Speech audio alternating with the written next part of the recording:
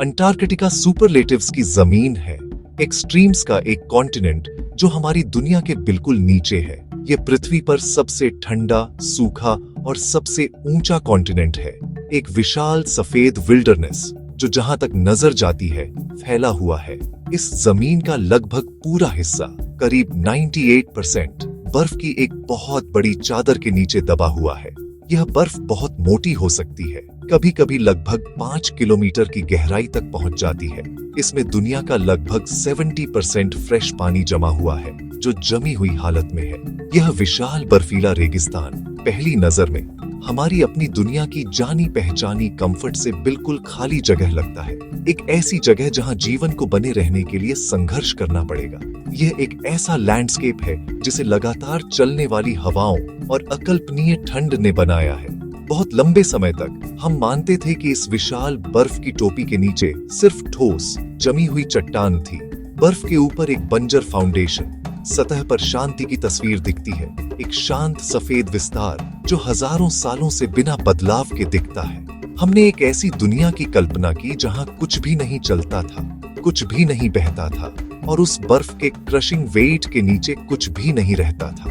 भारी दबाव और गहरी स्थायी डार्कनेस ने हमें यह मानने पर मजबूर कर दिया कि यह हमारे ग्रह पर सबसे लाइफलेस जगहों में से एक थी। यह एक लॉजिकल कंक्लूजन था जो जीवन के लिए जरूरी कंडीशंस और लिक्विड पानी की मौजूदगी, बायोलॉजिकल एक्टिविटी का सार जैसा कि हम इसे समझते हैं के बारे में हमारे ज्ञान पर आधारित था। हालांकि हमारा ग्रह सरप्राइजेस से भरा है और अंटार्कटिका शायद इसका सबसे बड़ा मैजिशियन है जो अपने सबसे गहरे राजों को सबके सामने छुपा कर रखता है।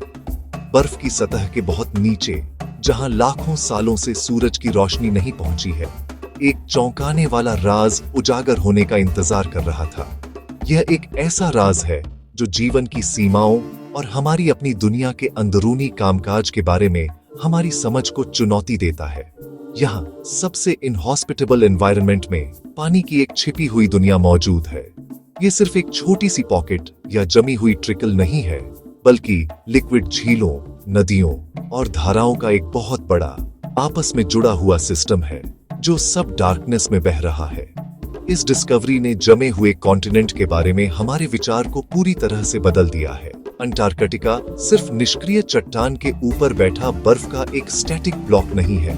यह एक डायनामिक और एक्टिव सिस्टम है जिसमें सतह के बहुत नीचे कॉम्प्लेक्स प्रोसेसेस हो रही हैं। यह विचार कि लिक्विड पानी के विशालकाय भंडार ऐसी जगह पर मौजूद हो सकते हैं, कभी साइंस फिक्शन की बात थी, लेकिन अब यह एक साइंटिफिक फैक्ट है। ये छिपी हुई झीलें पृथ्वी पर कुछ आखिरी ट्रूली अनएक्सप्लोर्ड फ्रंटियर्स में से एक है जो एक ऐसी दुनिया की मोहक झलक पेश करती है जो लगभग अकल्पनीय समय से ग्रह के बाकी हिस्सों से अलग थलग रही है, जो पृथ्वी के प्राचीन अतीत के राजों को सुरक्षित रखती है। शायद विश्वास करना मुश्किल होगा, लेकिन वैज्ञानिकों ने अब अंटार्कटिका की बर्फ के नीचे छिपी हुई ऐसी 400 से ज्यादा एक्स्ट्रॉर्डिनरी झीलों की पहचान की है। ये छोटी झीलें नहीं हैं, कुछ सचमुच बहुत विशाल है। इन सब में सबसे बड़ी, जिसका नाम लेक वोस्टॉक है, दुनिया की सबसे बड़ी झीलों में से एक है। यह उत्तरी अमेरिका में लेक ऑन्टेरियो के आकार की है, जो 250 किलोमीटर से ज्यादा लंबी है और कुछ जगहों पर लगभग 1000 मीटर की गहराई तक पहुंचती है। और फिर भी यह 4 किलोमीटर ठोस बर्फ के नीचे दबी हुई है, ऊपर की दुनिया से पूरी तरह से कटी हुई है। इस अकेली झील में बहुत बड़ी मात्रा में फ्रेश पानी है जिसने कम से कम 15 मिलियन सालों से दिन की रोशनी नहीं देखी है। ये सब ग्लेशियल झीलें अलग थलग पूल्स नहीं हैं। इसके बजाय ऐसा लगता है कि वे एक विशाल और कॉम्प्लेक्स प्लम्बिंग सिस्टम का हिस्सा हैं जो पूरे कॉन्टिनेंट में फैला हुआ है। वैज्ञानिक अब मानते हैं कि इनमें से कई झीलें बर्फ के नीचे बहने वाली नदियों और चैनल्स के एक नेटवर्क से जुड़ी हुई हैं। पानी एक झील से दूसरी झील में जा सकता है, जिससे एक डायनामिक हाइड्रोलॉजिकल सिस्टम बनता है जो इसके ऊपर की बड़ी बर्फ की चादर की मूवमेंट को प्रभावित करता है। वाटरवेज का यह छिपा हुआ नेटवर्क एक लुब्रिकेंट की तरह काम करता है, जिससे बर्फ बेडरॉक पर ज्यादा आसानी से सरक सकती है।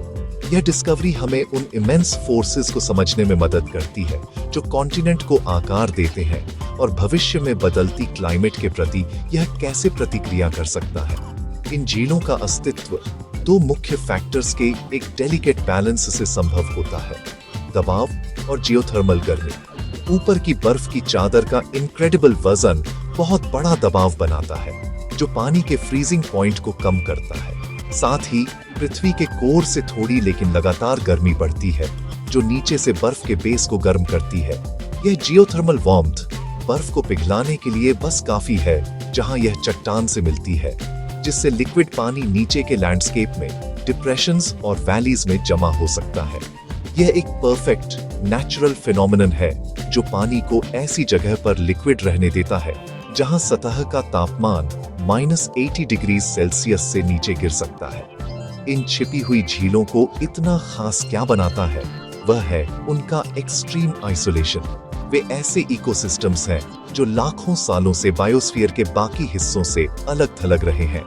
इसका मतलब है कि उनका पृथ्वी के एटमॉस्फेयर, उसके मौसम या बाहर की दुनिया के किसी भी जीवन रूप से एक बहुत लंबे जियोलॉजिकल समय तक कोई संपर्क नहीं रहा है। वे संक्षेप में प्रिस्टीन नेचुरल लैबोरेटरीज हैं। उनके अंदर रहने वाले किसी भी जीव को पूरी डार्कनेस में, बहुत बड़े दबाव में और बहुत सीमित न्यूट्रिएंट्स के साथ विकसित होना पड़ा होगा। इन यूनिक एनवायरनमेंट्स का अध्ययन हमें यह देखने का मौका देता है कि जीवन सबसे चुनौतीपूर्ण परिस्थितियों में कैसे अनुकूलन और जीवित रह सकता है, दोनों पृथ्वी पर और संभावित रूप से हमारे सोलर सिस्टम में कहीं और। पानी की इस छिपी हुई दुनिया की डिस्कवरी बहादुर एक्सप्लोरर्स द्वारा मीलों बर्फ में ड्रिल करके नहीं की गई थी। इसके बजाय यह टेक्नोलॉजी के क्लेवर इस्तेमाल से पाई गई थी, जिसने हमें बर्फ के माध्यम से बिना उसे छुए देखने की अनुमति दी। 1970s में अंटार्कटिका के ऊपर स्पेशलाइज्ड एयरक्राफ्ट में उड़ान भरने वाले वैज्ञानिकों ने रेडियो इको साउंडिंग नामक टेक्निक का इस्तेमाल करना शुरू किया। उन्होंने बर्फ की चादर में रेडियो वेव्स भेजी और वापस आने वाली इकोस को सुना। जब रेडियो वेव्स बर्फ से गुजरी तो उन्होंने एक खास तरह का सिग्नल वापस भेजा, लेकिन जब वे बर्फ के बॉटम और लिक्विड पानी के बीच की सीमा से टकराईं, तो जो इको वापस आई वह स्ट्राइकिंगली अलग थी। यह इनक्रेडिबली फ्लैट और स्ट्रॉन्ग थी। ये अनयूजुअली स्मूथ और ब्राइट रिफ्लेक्शंस पहले संकेत थे कि बर्फ के नीचे चट्टान के अलावा कुछ और भी था। ऐसी फ्लैट सतह केवल लिक्विड पानी से ही बन सकती थी। यह एक चौंकाने वाला और रेवोल्यूशनरी आइडिया था। दशकों से जैसे जैसे टेक्नोलॉजी में सुधार हुआ, वैज्ञानिक इन रिफ्लेक्शंस को ज्यादा और ज्यादा प्रिसीजन के साथ मैप करने में सक्षम हुए। उन्होंने कॉन्टिनेंट के पार ग्रिड पैटर्न्स में उड़ान भरी, धीरे धीरे इस अनदेखी दुनिया का मैप तैयार किया। प्रत्येक फ्लैट इको पजल का एक और टुकड़ा था जो इन छिपी हुई झीलों के आकार, साइज और लोकेशन को एक एक करके उजागर करता था, जब तक कि एक कॉन्टिनेंट स्पैनिंग नेटवर्क हमारी आंखों के सामने नहीं आ गया। आगे की पुष्टि सैटेलाइट ऑब्जर्वेशन से हुई। शक्तिशाली एल्टीमीटर से लैस सैटेलाइट्स बर्फ की चादर की सतह की ऊंचाई को इनक्रेडिबल एक्यूरेसी के साथ माप सकते हैं, कुछ सेंटीमीटर तक। वैज्ञानिकों ने कुछ अजीब देखा। कुछ क्षेत्रों में बर्फ की सतह समय के साथ ऊपर नीचे हो रही थी।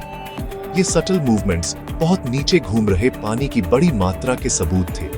जैसे ही एक छिपी हुई झील एक कनेक्टिंग नदी से पानी से भर जाती थी, उसके ऊपर की बर्फ की चादर धीरे धीरे ऊपर उठ जाती थी। जब पानी दूसरी झील में बह जाता था तो सतह धीरे धीरे नीचे गिर जाती थी। यह एक एक्टिव बहने वाले पानी के सिस्टम का सीधा प्रमाण था जो दिखाई नहीं दे रहा था। फाइनल डेफिनेटिव प्रूफ तब मिला जब वैज्ञानिकों ने आखिरकार इनमें से एक झील में ड्रिल किया। यह एक बहुत बड़ी टेक्नोलॉजिकल चुनौती थी। उन्हें एक ऐसी ड्रिल डिजाइन करनी थी जो सतह से माइक्रोब्स से प्रिस्टीन झील के पानी को कंटामिनेट किए बिना कई किलोमीटर बर्फ में घुस सके। कई सालों की केयरफुल प्लानिंग के बाद वोस्टॉक स्टेशन पर एक रशियन टीम ने सफलतापूर्वक लेक वोस्टॉक की सतह तक ड्रिल किया और बाद में ब्रिटिश और अमेरिकन टीम्स ने छोटे, ज्यादा एक्सेसिबल झीलों का सफलतापूर्वक सैंपल लिया। पानी के सैंपल्स जो वे वापस लाए थे, वह इस प्राचीन छिपी हुई दुनिया के साथ मानवता का पहला सीधा संपर्क था। जिसने ग्रह की हमारी एक्सप्लोरेशन में एक नया चैप्टर खोला।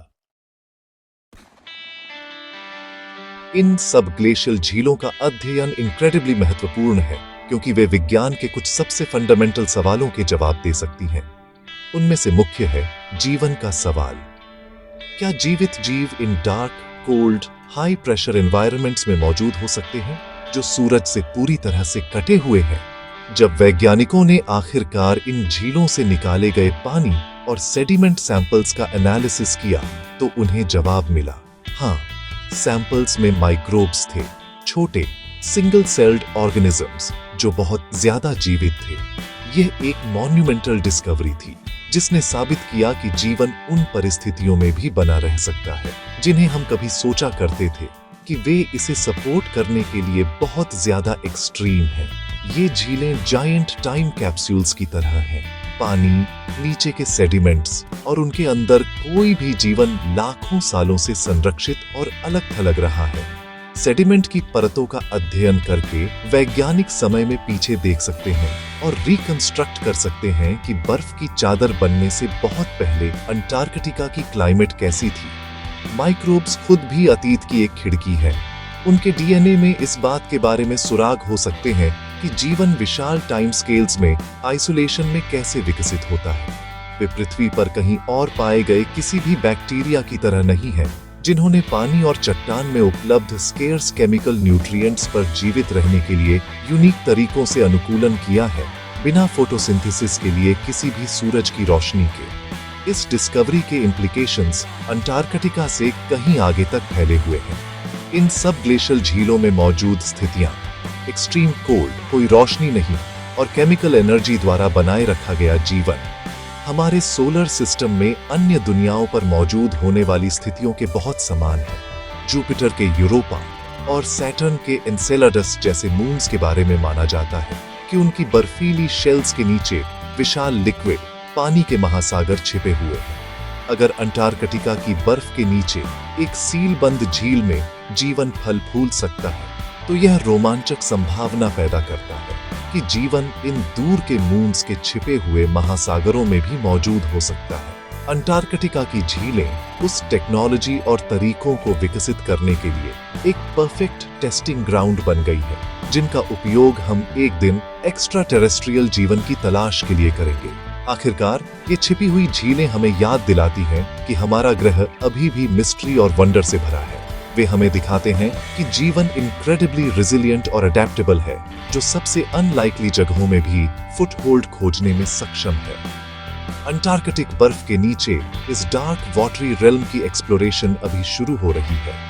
हर सैंपल जो हम निकालते हैं और हर नई झील जिसे हम मैप करते हैं, वह हमारे ग्रह के अतीत की कहानी में एक और टुकड़ा जोड़ता है और हमें जीवन के इंट्रिकेट और सरप्राइजिंग नेचर के लिए गहरी सराहना देता है। इन बर्फीली गहराइयों से हम जो सीखते हैं वह निस्संदेह पृथ्वी और कॉस्मॉस में हमारी जगह के बारे में हमारी समझ को फिर से आकार देगा।